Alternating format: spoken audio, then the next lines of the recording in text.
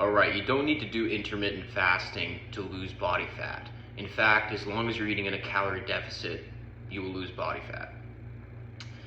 In fact, you could eat first thing when you wake up in the morning, and have smaller meals or medium-sized meals throughout the day. And again, as long as you stay in a calorie deficit, you will lose body fat. However, this doesn't mean that intermittent fasting can't be an incredibly useful tool for some people.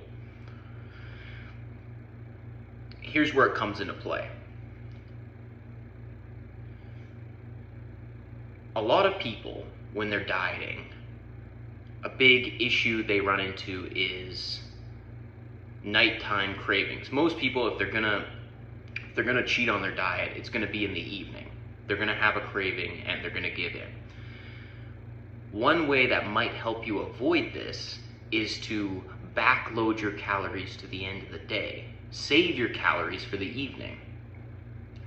So, if you're employing intermittent fasting as a strategy, maybe you skip breakfast, you have a small lunch, and then you still have a lot of calories left over to eat in the evening.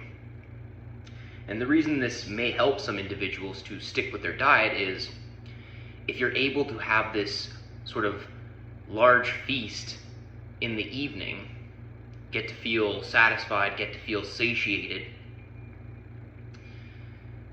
and then probably go to bed and have a good night's sleep because you're not dealing with hunger pains as you're trying to go to bed. You're more likely to find it easier to stick to your diet, to stick to your calorie deficit for a longer period of time.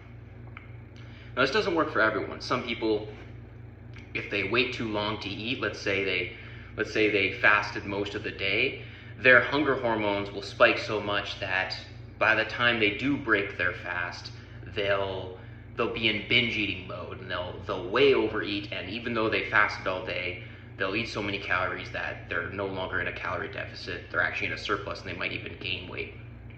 Well, if you're in a surplus, you are going to gain weight. That's just a matter of fact. So it doesn't matter how long you fast. If at the end you're in a calorie surplus, you're still going to gain weight. So yeah, but again, this is where it's kind of case by case. You need to run experiments on yourself. Figure out your own psychology, your own tendencies. And, for a lot of people, their cravings come in the evening, and if they can have a little bit more calories or a larger dinner, they're going to stick to their diet much more than if they, had a giant breakfast and then they have to eat like a mouse for dinner. They'll have their tiny ass dinner and then they'll be like, I'm still hungry, and then they end up having a bag of chips or whatever. They fall off the wagon, they cheat.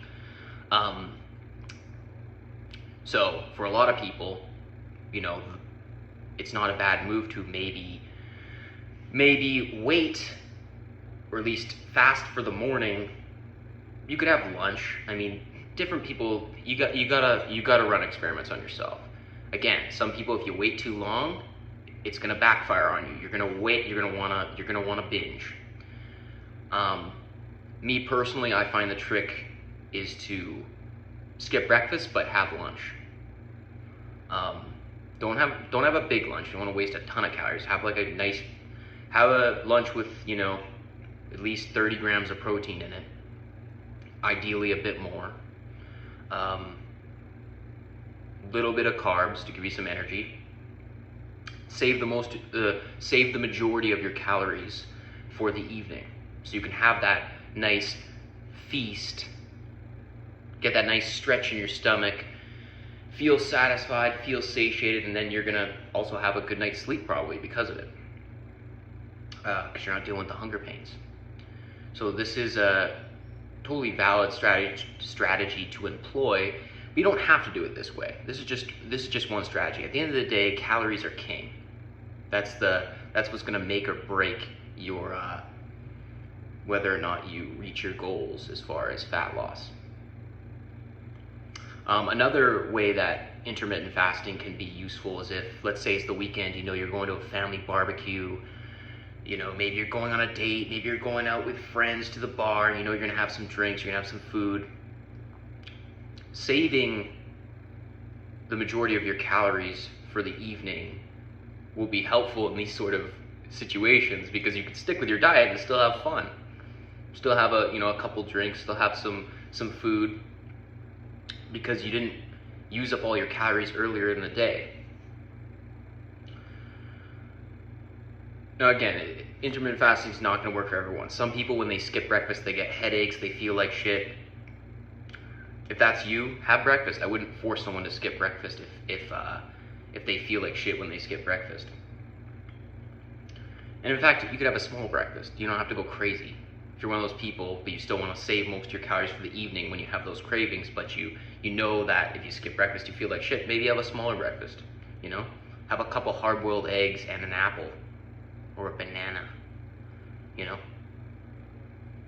That's not a lot of calories, but it'll probably, if you're one of those people that needs a breakfast, that might be the move. So yeah, intermittent fasting, you don't have to do it, but it can be a helpful strategy to make dieting not so miserable, because you get to have that feast in the evening.